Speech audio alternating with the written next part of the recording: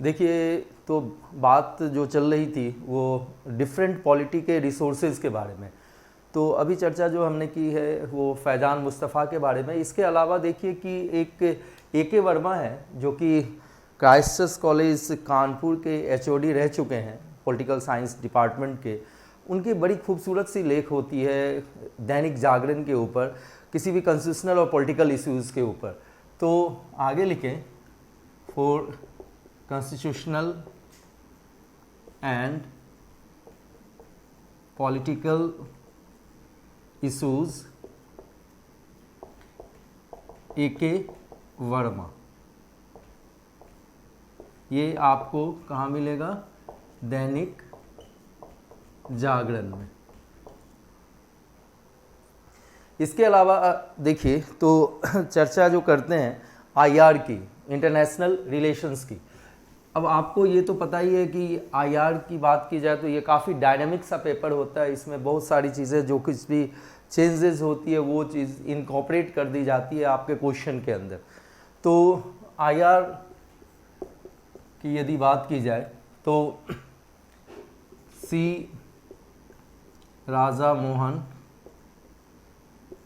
Are Brahma चलानी, सुहासिनी हैदर, उसके अलावा राकेश सूद। इनकी जो आर्टिकल्स होती है वो काफ़ी महत्वपूर्ण है, किसके लिए? आईआर के लिए। इसके अलावा आप देखिए कि फ्रंटलाइन एक मैगजीन आती है, फ्रंटलाइन,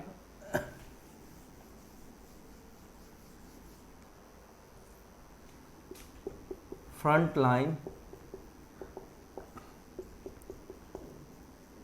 मैगजीन के अंदर नहीं, वर्ल्ड अफेयर्स आता है। क्या आते हैं? World affairs. ओके, अधिकतर जॉन चेरियन लिखते हैं इसको, क्लियर। और 15 दिनों पे ये फ्रंटलाइन मैगजीन आती है। यदि आपने ये 15-20 पेजेस यदि कवर कर लिए तब भी आप आईआर को क्या कर सकते हैं? कवर कर सकते हैं। नेक्स्ट हिस्सा गवर्नेंस का है। गवर्नेंस का, इसके अंदर प्रताप भानु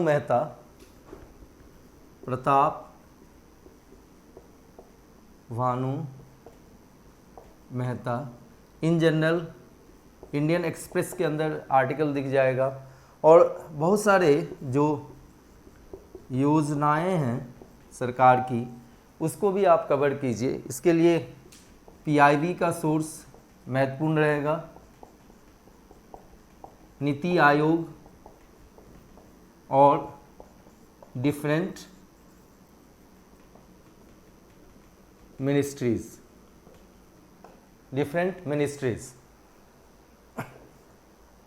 क्लियर है। तो इसके बाद जो नेक्स्ट हिस्सा आता, मैं अलग अलग सोर्सेज के बारे में आपको बता रहा हूँ, आप लिखते जाएं इसको। नेक्स्ट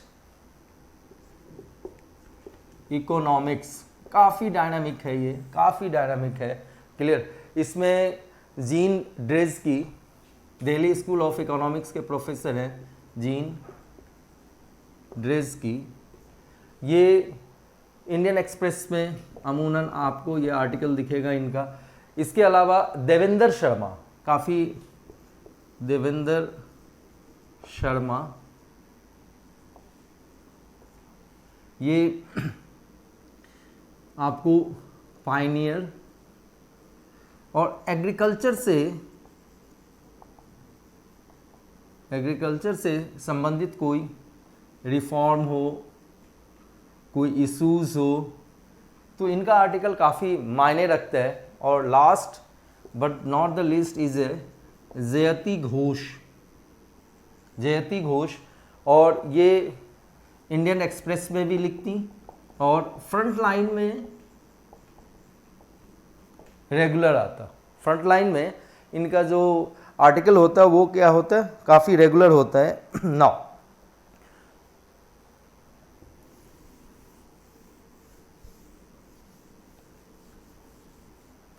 देखिए, जहां तक साइंस एंड टेक का सवाल है, तो इसके लिए सिर्फ एक रिसोर्सेज देख सकते हैं मोटे तौर से, द हिंदू। संडे को अमूनन you will get 4 articles there, नहीं करीब करीब 4 आर्टिकल आपको मिल जाएगा। इसके अलावा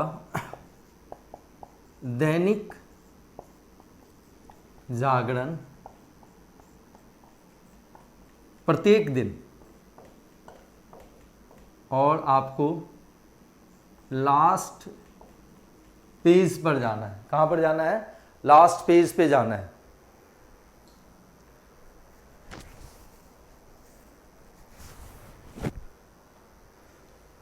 लास्ट पेज पे जाना है। नाउ यहां तक बात समझ आ गई। अलग अलग जो जीएस के हिस्से हैं उसके अलग अलग रिसोर्सेज मैंने आपको बताए। अब देखिए कि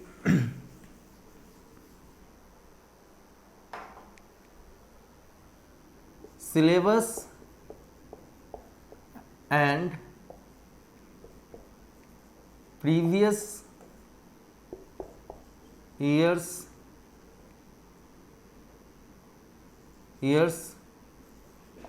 questions you must tuned with, नहीं तो सिलेबस की बात की जाए, प्रीवियस ईयर की बात की जाए, प्रीवियस ईयर क्वेश्चंस की बात की जाए, तो उससे आपको बिल्कुल अवगत होना चाहिए। क्लियर? और never read for something to mugging up, चीज़ों को रॉट मेमोरी के लिए आप बिल्कुल यूज ना करें। Read for understanding.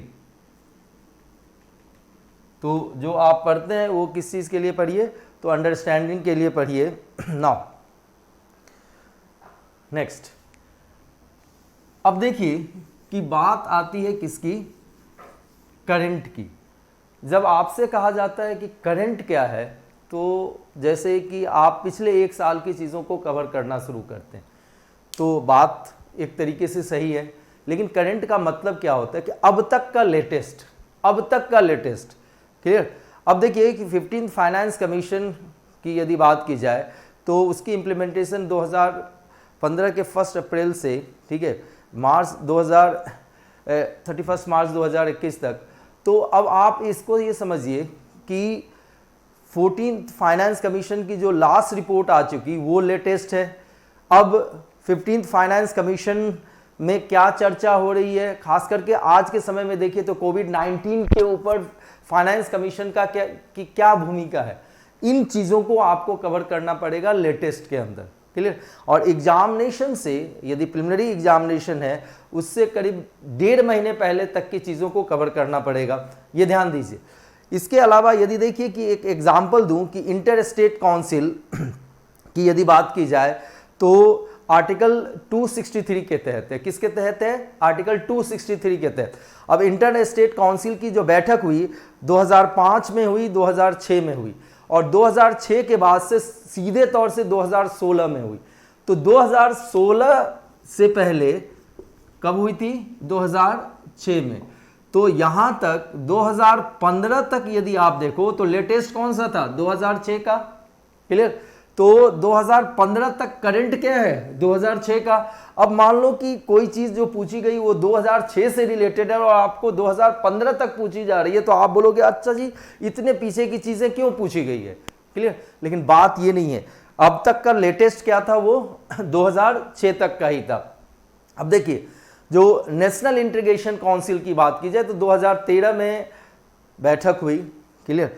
और 16th मीटिंग जो थी वो लेटेस्ट थी, तो वो आपको कवर करने की ज़रूरत पड़ेगी।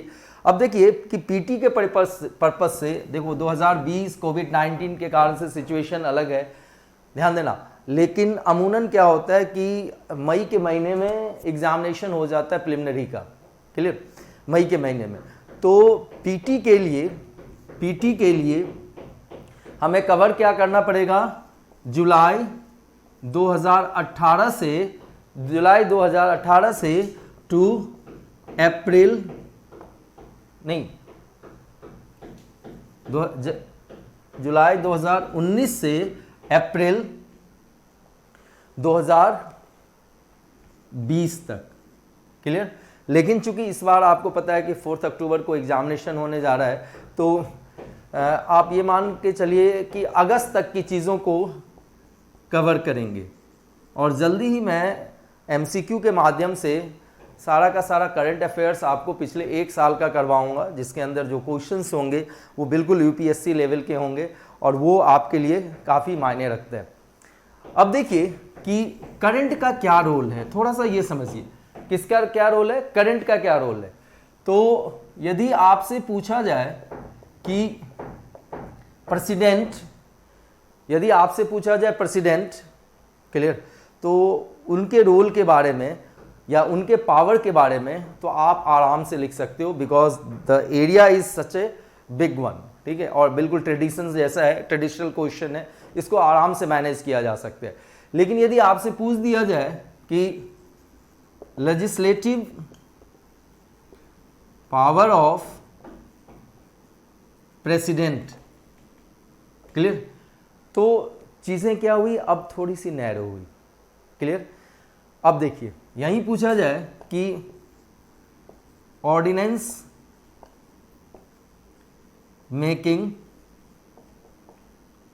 Power of president, ordinance making power of president, यानी कि प्रेसिडेंट के बारे में पूछा गया तो आसान है।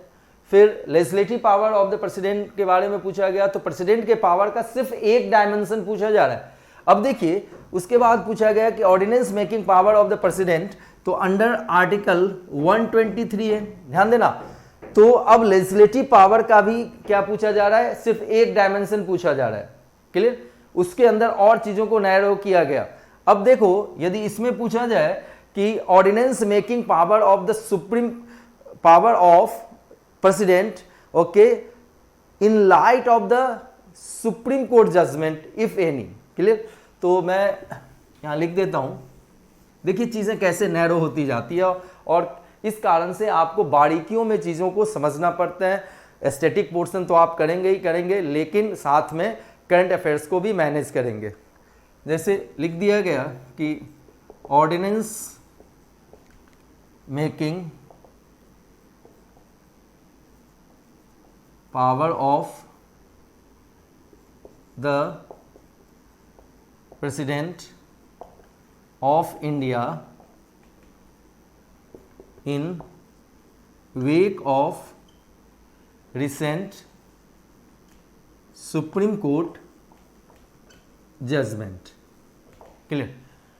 यानी कि राष्ट्रपति के अध्यादेश जारी करने की शक्ति हाल के सर्वोच्च न्यायालय के फैसले के अनुसार। अब देखिए और नैरो किया जा रहा है, इन रिगार्ड टू, मान लीजिए थोड़े दिन पहले की बात करें, ट्रिपल तलाक एक्ट। क्लियर नहीं ये चीज, तो प्रेसिडेंट आसान है लिखना। उसके बाद legislative power of the president थोड़ा सा मुश्किल है। फिर लेजिस्लेटिव पावर के अंदर यदि ये कह दिया जाए कि ordinance making power of the president, थोड़ा सा मुश्किल है। फिर उसके अंदर ये कह दिया जाए कि ordinance making power of the supreme court जज in the wake of supreme court judgement, तो और थोड़ा मुश्किल होगा। और फिर in regard to the triple talaq, तो जैसे ही कह दिया जाए in regard to the triple talaq, तो मैं बता दूं कि आपको जरूरत क्या पड़ेगी, ध्यान देना, आपको जरूरत क्या पड़ेगी, करंट अफेयर्स की। अब इस क्वेश्चन के अंदर मान लो कि 3 हिस्से हैं, मान लेते 3 हिस्से हैं, तो एक स्टैटिक पोर्शन पूछा गया और 2 हिस्से में आपसे क्या पूछ दिया गया, करंट अफेयर्स के। क्लियर। तो आप ये तो नहीं करेंगे ना कि सिर्फ और सिर्फ स्टैटिक पोर्शन लिख के आ जाएंगे, क्योंकि वो आपको पता है आपको करंट अफेयर्स को भी कहीं ना कहीं इंक्लूड करने की जरूरत पड़ेगी।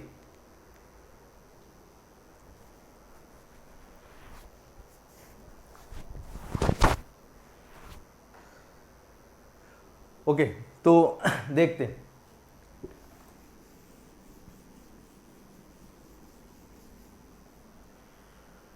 अब देखिए थोड़ा सा देखें कि कैसे मैनेज किया जाता है। मेंस 2017 की यदि बात करें तो इशू बेस्ड क्वेश्चन पूछे गए थे। क्या पूछे गए थे? इशू बेस्ड क्वेश्चंस पूछे गए थे। क्लियर? अब मैंने शुरुआत में कहा कि आप एडिटोरियल पढ़िए। क्यों एडिटोरियल पढ़िए? आखिर इससे फायदा क्या होने जा रहा है? तो देखिए एडिटोरियल्स ये क्या फायदा करेगा? सबसे पहले तो मान के चलिए अनबायस्ड चीजें मिलेगी। क्लियर? अब उसके बाद मतलब किसी पक्ष में बहुत ज़्यादा नहीं होगी, चीज़ों को थोड़ा सा संतुलित रखा जाता है। उसके बाद क्या होगा कि कंटेक्स्ट को 2-3 लाइंस में रख दिया जाएगा, 2-3 पंक्तियों में चीज़ों को रख दिया जाता है। फिर उसके बाद बैकग्राउंड बताई जाती है, इसकी पृष्ठभूमि बताई जाती है। फिर पॉजिटिव बताया जाता है। क्लियर? उसके बाद उसमें जो सबसे बड़ी बात होती है, इसके बाद मैं बता दूं कि कंस्ट्रक्टिव क्रिटिसिज्म, और कंस्ट्रक्टिव क्रिटिसिज्म का जो हिस्सा होता है आपके मेंस के आंसर के अंदर वे आउट लिखना पड़ता है कि आखिर रास्ता क्या है, ये चैलेंजेस हैं तो इन चैलेंजेस को निपटने के लिए रास्ता क्या है, तो वो कंस्ट्रक्टिव क्रिटिसिज्म के अंदर आता। तो नेक्स्ट जो कंस्ट्रक्टिव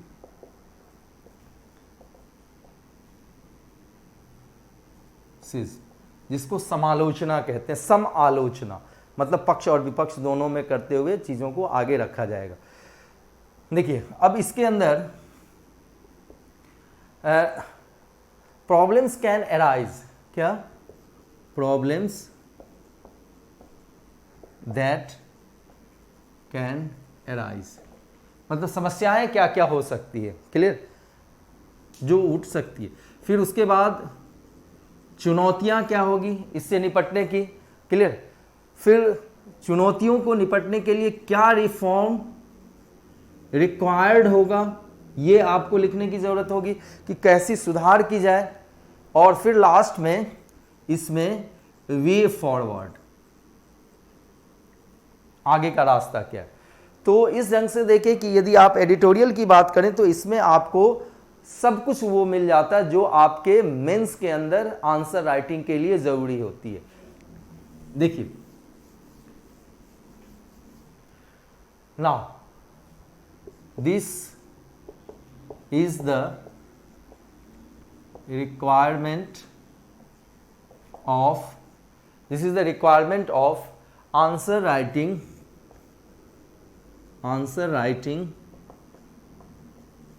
इन मेंस।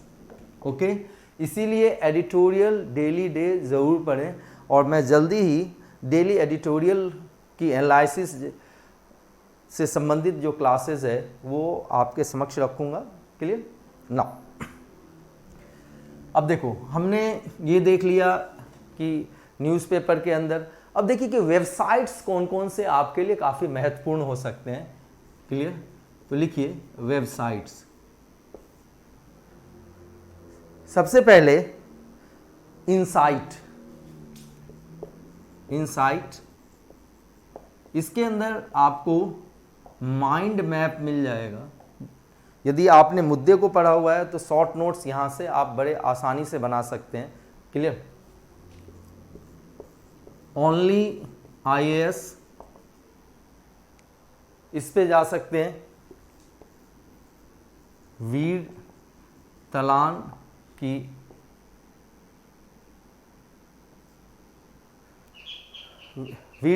की है। उसके बाद बात किसकी है? बायजूस क्लासेस। इसका आप डे टू डे क्या कर सकते हैं, चीज़ों को क्या कर सकते हैं, मैनेज कर सकते हैं। लेकिन मैं ये कहूँगा but in the beginning only, लेकिन ऐसा आप क्या करें, सिर्फ और सिर्फ शुरुआत में करें। क्लियर? ताकि चीज़ों की अंडरस्टैंडिंग आपको समझ में आ जाए, आपको ये समझ में आ जाए कि किन किन अखबारों में से, किन मैगजीन में से किस हिस्से को पढ़ना है।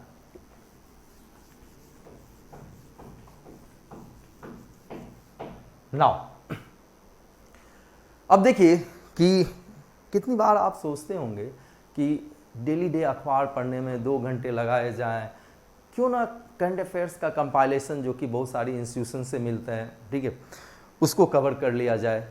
तो इसके प्रॉस एंड कॉन्स को समझते हैं। क्लियर?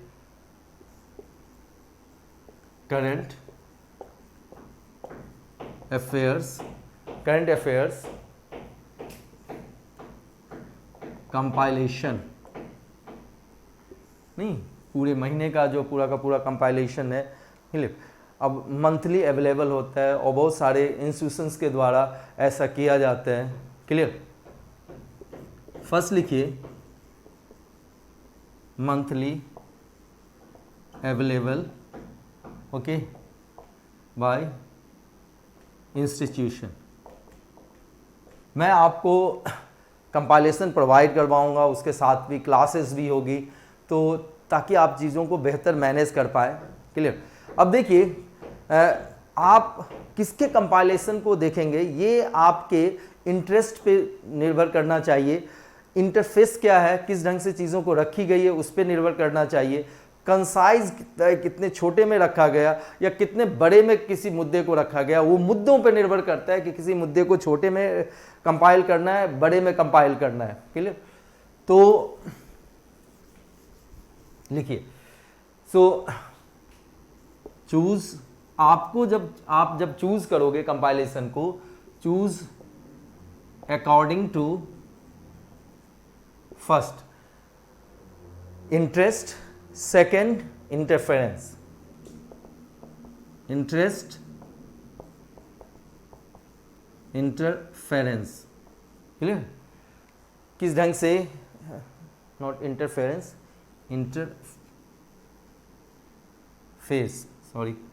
इंटरफेस। इसके अलावा देखिए कि कंसाइज कितना है, वो कंसाइज कितना है या कितना व्यापक है, कॉम्प्रिहेंसिव है, इन चीज़ों का भी आप क्या करेंगे, ख्याल करेंगे। Clear? But it is not a substitute for your newspaper. यदि आप सोचते हो कि ये किसकी जगह ले सकता है, न्यूज़पेपर की जगह ले सकता है, तो मैं बिल्कुल बोलूँगा आप गलत सोच रहे हैं इस में। But it is not substitute for newspaper. लेकिन ये न्यूज़पेपर का क्या नहीं हो सकता, सब्स्टिट्यूट नहीं हो सकता, ध्यान देना।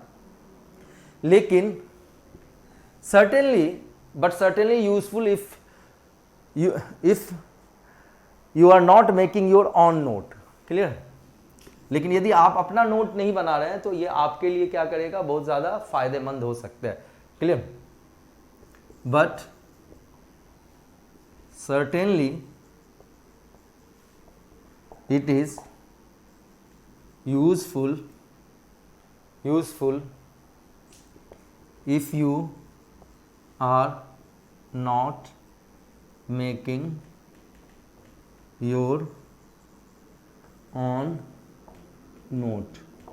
क्लियर? यदि आप अपना नोट नहीं बना रहे हैं तो फिर जाके ये मायने रखता है, फायदेमंद होगा।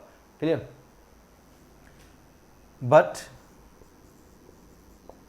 it should have different approach for PT और मेंस। क्लियर? करंट अफेयर्स के जो नोट होंगे पीटी और मेंस के लिए अलग अलग होंगे, ध्यान देना। इसके बारे में बताऊंगा कि कैसे क्या डिफ्रेंशिएट किए जाते हैं अगले लेक्चर्स के अंदर। अब देखिए, इसमें आपको क्या ध्यान रखना है, स्कीम्स का, पॉलिसीज़ का नहीं, खास करके गवर्नेंस के हिस्से में कोई ट्रीटी हुई है, ध्यान देना। और मान लो कि कोई इन्वायरमेंटल इशूज़ है, खास करके नेशनल ग्रीन ट्रिब्यूनल ने कुछ फैसला दिया हो, क्लियर, तो उस चीज को आप क्या करेंगे, जरूर से कवर करेंगे, क्लियर। अब आप सब्जेक्ट वाइज ध्यान देना, subject wise compilation should be in your on hand writing, clear. तो सब्जेक्ट वाइज कंपाइलेशन आप क्या करेंगे, अपने हैंड राइटिंग में करेंगे।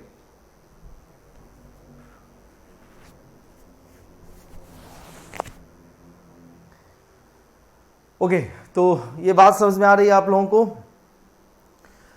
अब देखिए कि अब इस कंपाइलेशन का फायदा क्या होगा, कंपाइलेशन का क्या फायदा होगा कि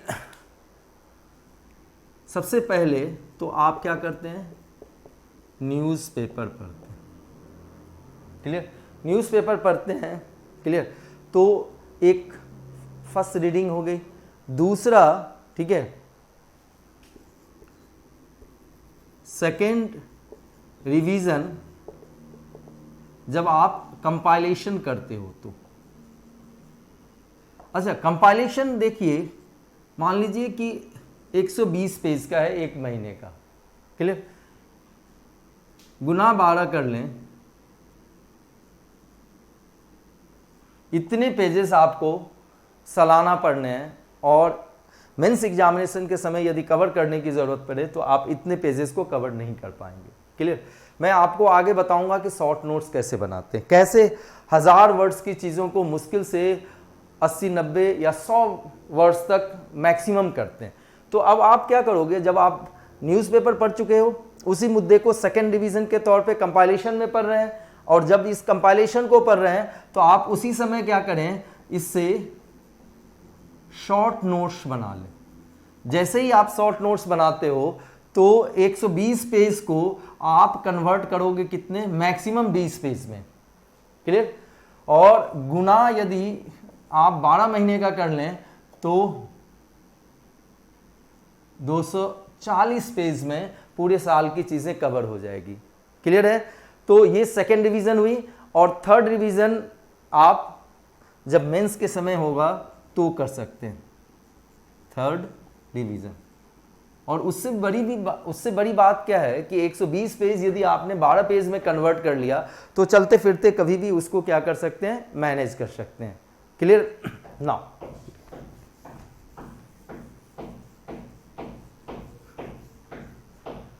अब देखिए कि मैं जो बात कर रहा हूं कि चीज़ें क्या क्या रिक्वायरमेंट होती है, क्लियर, करंट अफेयर्स के अंदर। नाउ तो देखिए कि आपको सबसे पहले क्या जानना पड़ता है, ओरिजिन, क्लियर, नहीं, ओरिजिन जानना पड़ता है। जैसे कि एज पर एग्जाम्पल यदि आप देखिए, एज पर एग्जाम्पल यदि देखें तो इसके अंदर जैसे मान लीजिए कि एनर्जी और एनर्जी कंट्रीब्यूशन से संबंधित चीज़ें हैं, मान लीजिए एनर्जी या एनर्जी कंट्रीब्यूशन, यानी कि डिस्कॉम, नहीं, इन सबों के इशूज़ हैं, ठीक है। जो एनर्जी बनाने वाली कंपनी अलग होती है, उसको डिस्ट्रीब्यूट करने वाली कंपनी अलग होती है। तो जैसे 96,000 करोड़ का मतलब अभी भी मतलब राज्य सरकारों के अलग अलग जो डिस्कॉम कंपनीज़ है जो कि इलेक्ट्रिसिटी को वो करती है, डिस्ट्रीब्यूट करती है, उसके ऊपर कर्ज है।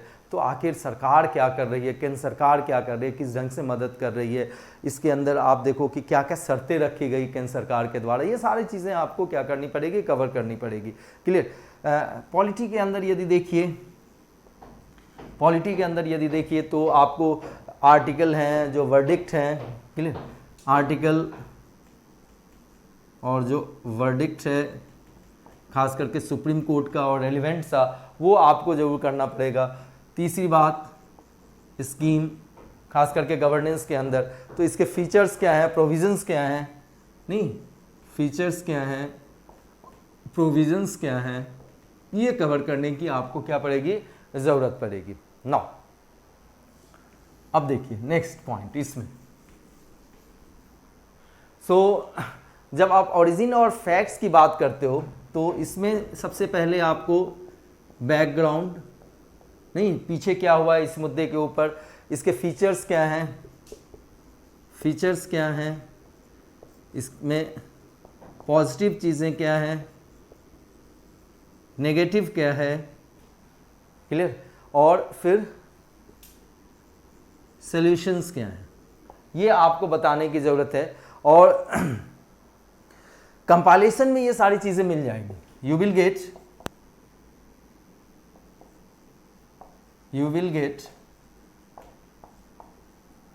everything in compilation, but you should make your own notes।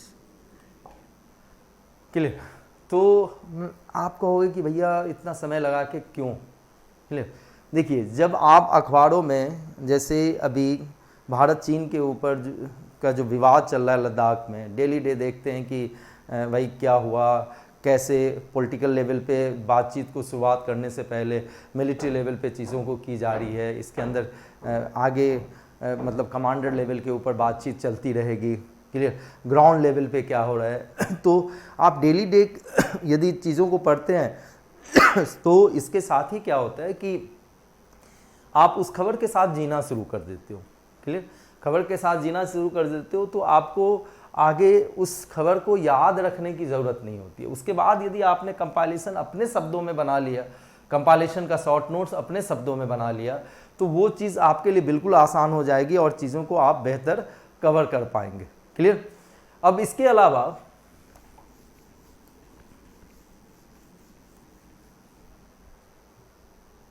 बहुत सारी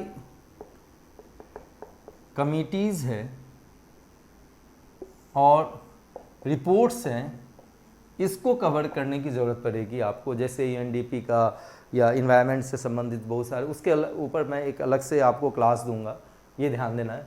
फिर अब बारी आती है किसकी, मैगजीन्स की। कौन कौन से मैगजीन्स पढ़ने चाहिए आपको, क्लियर। तो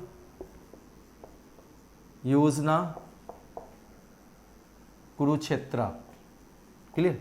खास करके योजना की खासियत क्या है कि किसी एक ही चीज़ के ऊपर, जैसे आप पिछले महीने की यदि बात की जाए तो साइंस टेक के ऊपर दिया गया, अब साइंस टेक के ऊपर सारे का सारा योजना दिया गया है, तो साइंस टेक के एक एक पहलू को उसमें बताया जाएगा। और इसके लिखने वाले कौन होते हैं, पूर्व आईएएस अधिकारी होते हैं या कोई जो पॉलिटिकल बॉस होते हैं, जिनको कि प्रैक्टिकल नॉलेज होती है किसके बारे में, एडमिनिस्ट्रेशन के बारे में, उसमें क्या बाधाएं आती, ये सारी चीज़ें उनको मालूम होती है और वो कहीं ना कहीं रिफ्लेक्ट होती है उनके लेखनी में, लेख में, ठीक है। और जब आप इसको पढ़ते हो तो आप एडमिनिस्ट्रेशन की परेशानियों से, उसके वे आउट से, उसके सोल्यूशन से क्या होते हैं, रूबरू होते हैं। और जब आप रूबरू होते हैं और उन चीज़ों को आप कंपाइल करके रखते हो तो कहीं ना कहीं आप अपने मेंस के आंसर राइटिंग में उसको ज़रूर से रखोगे और ये नज़रिया बताएगा एग्जामिनर को कि ये जो एस्पिरेंट है उसको हकीकत मालूम है, चैलेंजेस क्या मालूम है, चैलेंजेस मालूम है, उसकी सॉल्यूशन कैसे निकाली जा सकती है ये मालूम है। और आप एक कहीं ना कहीं उस मेंस के आंसर के राइटिंग से आप बताते हो कि मैं सही दावेदार हूं इस एडमिनिस्ट्रेशन के पोस्ट के लिए, इज इट ओके। और जो पोस्ट की रिक्वायरमेंट है और जो आपके आंसर की राइटिंग है, यदि वो मैच हो जाती है ना, तो सर्टेनली आप अच्छे मार्क्स वहां पर क्या कर सकते हैं, फेच कर सकते हैं, क्लियर। तो इसके अलावा फ्रंट लाइन, क्लियर, फिर वर्ल्ड फोकस बिकॉज